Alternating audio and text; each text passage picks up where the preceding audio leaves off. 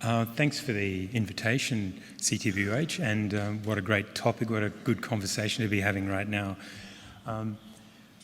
New South Wales is perhaps a slightly different picture to Victoria. I'm going to run through four main topics here. We've heard about population trends. I think they're fairly consistent across most of our cities. And I'll talk generally also about New South Wales across the board, then touch briefly on regional New South Wales, because I think that's the topic, not just our cities. And then I'll zoom in a little bit on Sydney. We've seen these numbers, another 2 million in another 15 or so years, averaging 100k per year, like Melbourne. But New South Wales, we're pretty proud. This is the sort of stuff I find on the internet when I search it. Our state government likes the fact that we're rich in diversity. We're a regional hub. We're at the forefront of research and innovation. They're trying to paint a picture that it's more than just residential going on and that we have an economy underpinned by more than just the growth. And New South Wales calls itself the largest Australian economy, 31% of GDP. Victoria, this is a bit of a state of origin, isn't it? I'm sorry about that. I'll rattle through. 1/3 of our population in New South Wales, and services exports account for 1/3 of New South Wales compared to 17% of Australia overall. So we've got a base that's a little more solid, I think, than some other state governments. And I think this is probably a question for us all. It's not a New South Wales-centric thing, but what makes Australia an attractive investment destination? And I think it's fairly clear, in the region we're stable and we're predictable. We have transparent and pro-investment government, particularly in New South Wales at the moment. And as we've been talking, David was mentioning a lot of attraction for our education offering, which is driving quite a bit of accommodation, obviously. And clearly, Australia generally is a beautiful place to live, no doubt about that. Probably New Zealand is our only competitor. So regional New South Wales, I'll just really go very quickly through this. You'll see very quickly where it sits, and then I'll get into Sydney.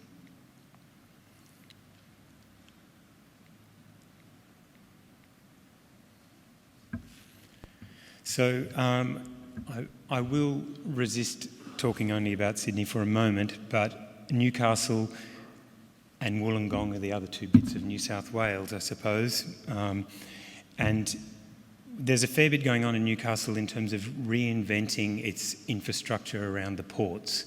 Hassell is doing quite a bit of urban design work there, and there's a bunch of projects coming out of that.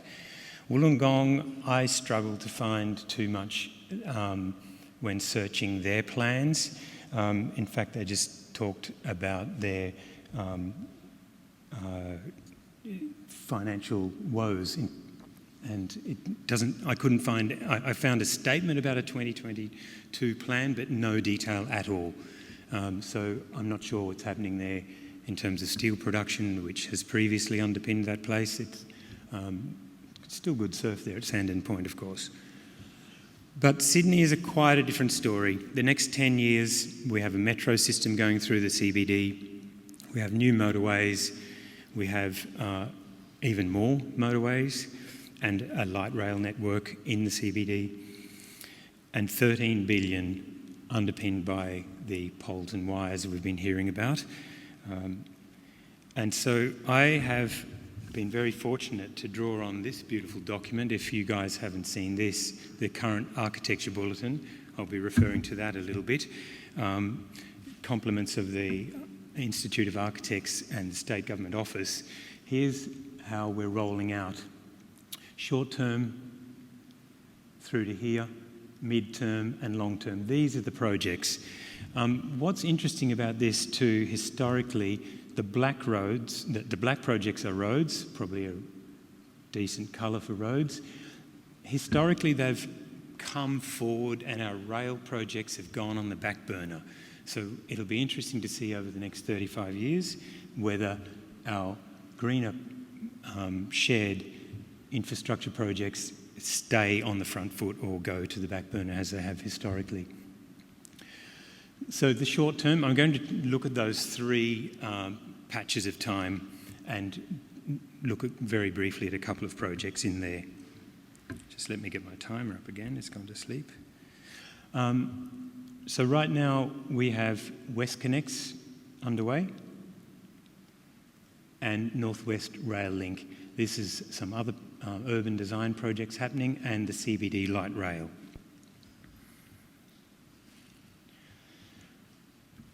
Hassell is fortunate enough to be working on this Northwest Rail. It might be a bit confusing. It's now called the Metro. It has a big number of stations, as you can see there. I'm looking for the pointer again. Running from Chatswood out to Cudgenon, and it's under construction presently. It's a metro system. Trains are turning up every 4 minutes. It's going to change, you can imagine, the number of development proposals and urban design projects along that corridor alone. Excuse me, that was a double click. Through the CBD, we have a light rail starting construction imminently in October. Hassell were lucky enough to do the reference scheme. This is one of our images.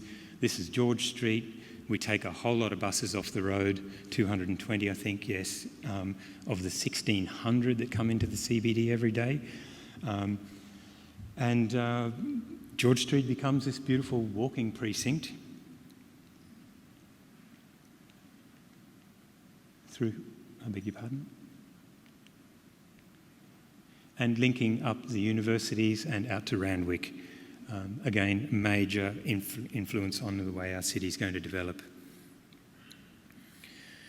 Medium term, the next 15 years, you can see we now have WestConnex extending through here, a big road project. The second Harbour crossing, right outside our studio there, we're giving a bit of an idea to where that second Harbour crossing is going to go. We have, we're in Walsh Bay and there's geotechnical tests going on under the harbour. This is the thing I think that disturbs me most is what used to be a green band, a green zone right around our productive belt, if you like, around the city. That was one of the original urban plans. Now our growth areas, northwest and southwest, even more sprawl for the city. I'm hoping what Chris talks about will suggest alternatives to such sprawl. I don't want to spend too much time on roads, but there's some basic details of WestConnex and now if we talk about the long term, this is Parramatta coming to the fore, being a new hub to what would be a polycentric city, motorways, ring roads, and this development precinct, underpinned, of course, by our Western Sydney Airport, previously known as Badgerys Creek, clearly going to change dramatically where, or address, I suppose, the discussion we have in Sydney about our demographic centre being well west of our city. And North connects, some details there if you're quick at reading. And so the combined project plan, as it's been called, this is what our city will look like within the next 35 years.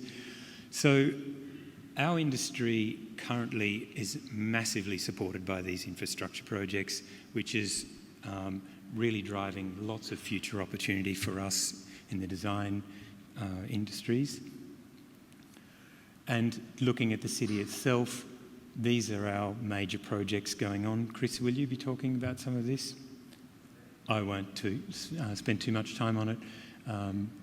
But again, brownfield precincts, left over from rail corridors, port terminals. Our harbour is much less of a working city now. We've sent our containerisation to Wollongong and Newcastle, leaving lots of infrastructure available and promoting Botany Bay a little bit more for that purpose.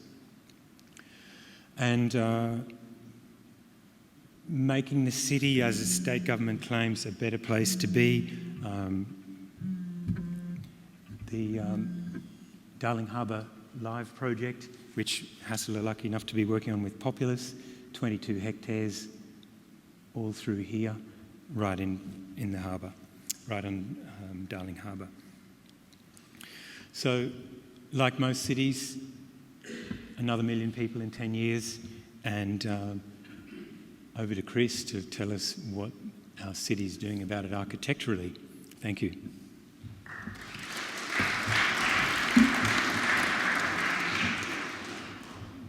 Look, thanks very much, Ken. My role is quite different. I used to be the government architect. I used to be part of the system and Department of Planning, but I've now swapped out of that whole scene totally and moved into an advocacy group called the Urban Taskforce, where our main job is to put the boot in, fundamentally, to push a bit faster, to open up dialogue as to what could or couldn't happen around towns, and fundamentally to try to lift the bigger scale public debate about where cities are going to go. So what I do is I produce a number of publications and I get them online. I use them onto video, onto television, onto radio and things like this. So I put a recent publication out, Urban Ideas they're called Towers and Transport. I did this originally because I had a discussion with the Minister for Planning, Rob Stokes, who said, look, Chris, it's not a good word to use, towers. Density I don't mind, townhouses and things like this. So it seems to me, and this is very relevant to this group, of course, about high-rise buildings, that if you link the word tower to transport, the whole community can get a better feeling about what towers are on about. I mean, it's only one part of the mix, I think, of how we actually go. So I put a publication out on towers and transport, but I positioned it with this big picture sort of image of Sydney's future. Sydney will need to double the number of homes from the existing 1.66 million over the next 50 years. Where can these extra homes go? The 2011 census has 1.66 million homes in Sydney existing. We need, according to Department of Planning, 33,200 each year. We think it's nearer 40,000. We're only up to about 25,000 for Sydney. 33 times 50 gives you 1.66 million, but we think it's probably a lot quicker than that. Option one is to just double the whole area of the city, just spread out across the Blue Mountains and over our national parks, and that's just going to be absolutely impossible to double our area. Second is to double the density of every street in Sydney. So take the suburbs and start putting 3-4-storey apartments along every road is also not going to work with a community that's very wedded to the suburban ideal. The third is to locate a lot of growth in centres and corridors. And in fact, Brisbane went through exactly this with its city plan some time ago, about focusing on centres and corridors. And this seems to be a paradigm that's happening in many cities around the world, and particularly in Australia. So we've really focused on that. I got 2 architects to look at the hierarchy of cities and to work out how many towers to handle a third of our growing population we would need to put into each of those centres. So the red ones are the global Sydney cities, Sydney, North Sydney, Parramatta, the orange, Liverpool, Penrith, Blacktown. So it's looking at the hierarchy of cities, and to handle over that period of time we needed 85 towers in the major centres, 115 in the orange ones, 55 in the others. The heights you can see. This is a fairly academic exercise, but it's just trying to get a reality factor about. I ended up talking on radio with Alan Jones, who's a fairly pushy guy at the best of times on radio, and I said, this is only about reality, Alan. This is, how else are we going to get the extra population, if this is the numbers happening, into the city? So what we're going to have is this sort of thing happening as centres around railway stations grow and density picks up, and we get a better metro system, as Ken was talking about, we can actually get a development around town centres. So we ended up with a double-page spread on this in the Daily Telegraph, the main newspaper that goes around Western Sydney and the city itself. And I produced this image of Sydney, which is sort of flying into Sydney, and the message here is that where these towers are is where the railway stations are. This is where our transport network sits. So Sydney of the future is going to be a mixture of low-rise and of high-rise. And those yellow areas are the focuses around Hurstville, Liverpool, Cabramatta, Bankstown, Walleye Creek, Green Square, Backtown, Parramatta, of where development will occur. And we modelled this to show, and there's a fly-through that goes through this, as to how in 40 years' time or so Parramatta is going to have to end up looking something like this. Or maybe there's another agenda someone else has got. But what I'm saying is a third of the population, if it's handled in this way, will still leave 2/3 to go somewhere else. Probably on the fringes for 1/3 and another third in medium density townhouses, 3-4 stories, etc. So looking across Liverpool, and across, whoops, I went too quickly, but Blacktown. These are the sort of things that these cities are going to have to go through. And the aim of producing this is to try to build up an expectation issue in the broader community, that this is where the city is going to go. It's not, set down in concrete, but if we understand that towers are going to relate to transport, there's a potential way to handle our future growing population. And a lot of this is happening. I represent a whole lot of development world people. This is one by Winton. It's a very early project, the Forum at St Leonard's, right on top of St Leonard's Station, and works incredibly well. It's restructured the whole station and done really good things. This is Green Square by the Crown Group, right on top of Green Square Station. This launched only last Saturday.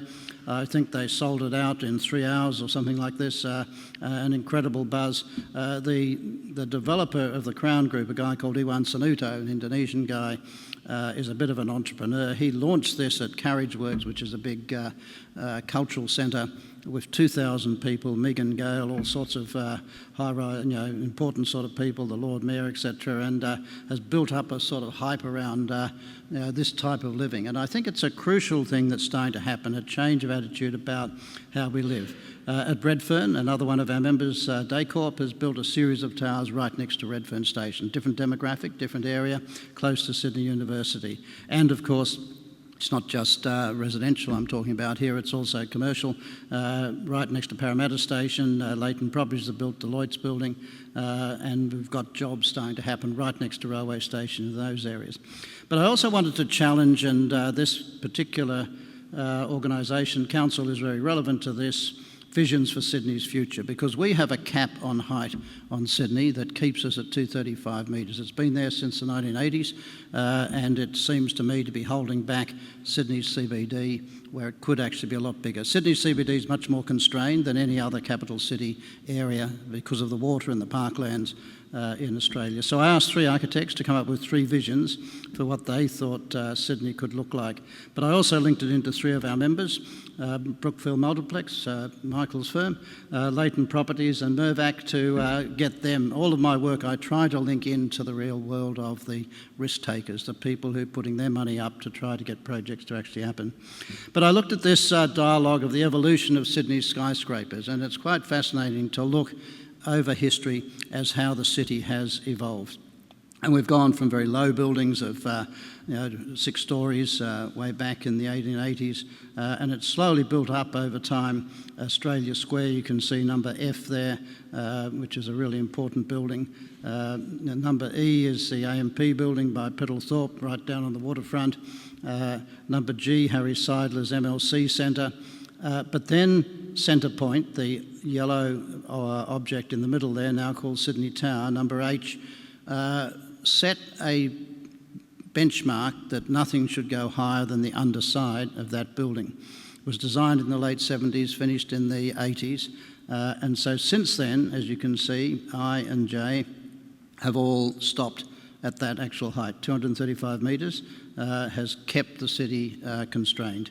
The one on the right-hand side is James Packer's proposal down at Barangaroo, but it's well down from the ridge right down the waterfront, so it doesn't exceed those sort of heights. But I challenge somewhat that this Centre Point Sydney Tower structure was really now up there as one of the world's major buildings. And I used some of your diagrams about the world's major heights to position where Centre Point sat. And there it is on the right-hand side. So this is the world's future major buildings, moving right back down to our Centre Point. And our city is pushed below the height of that building there. So what I was trying to challenge, I guess, to the powers that be in relation to Sydney, well, if we are going to be a global city, we need to not just stop at that level. We need to move up. And I had all the discussions about CASA and the federal aviation people. But then we've got Infinity Tower in Brisbane, 80 stories, 91 stories of Eureka, and 108 coming up even higher. 90 stories proposed to Parramatta. It's outside the Sydney area. The Empire State Building, 103 stories back in 1931. The Shard in London up at 80 stories, that cities are moving into these areas. So I then asked these three architects, Francis Jones, Moorhen Thorpe, Bates Smart and Fitzpatrick Partners, to look at their vision for where Sydney could get to in the future. Richard Francis Jones took an interesting sort of position of trying to take these solar access issues.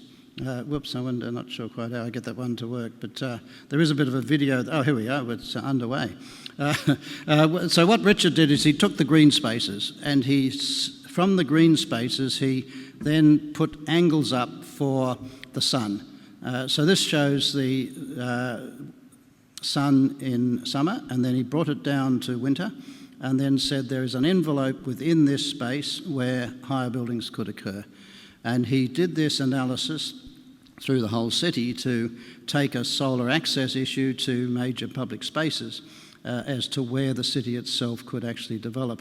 And I think these are the sort of analyses that are really needed to start sorting out where extra space, extra volume in the city can occur. This is separate from the whole issue of the LEP, which defines Centre Point as the major sort of container for the city, and separate from the aircraft issues. But Sydney, because of its narrow peninsula and having the parklands on adjacent to it, there is a fundamental issue, of course, about how we can keep sun into those areas. And most people think that therefore stops the building growing, the city growing in terms of heights, but it doesn't have to. As you can see here, there are sort of incredible potentials for the city to grow. And Richard took this sort of analogy of greenery even further and took a park across the Harbour Bridge and over into North Sydney and Milson's Park, Anderson Park, and said, look, there are also opportunities to build more height in these areas. So this is really just trying to get a rationale for how the city can actually grow.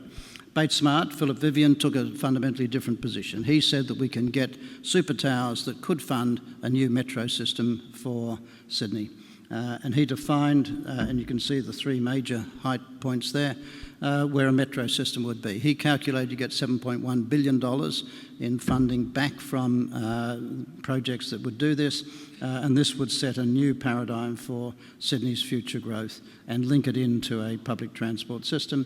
James Fitzpatrick took a very different position. He said the city could end up with a circle line.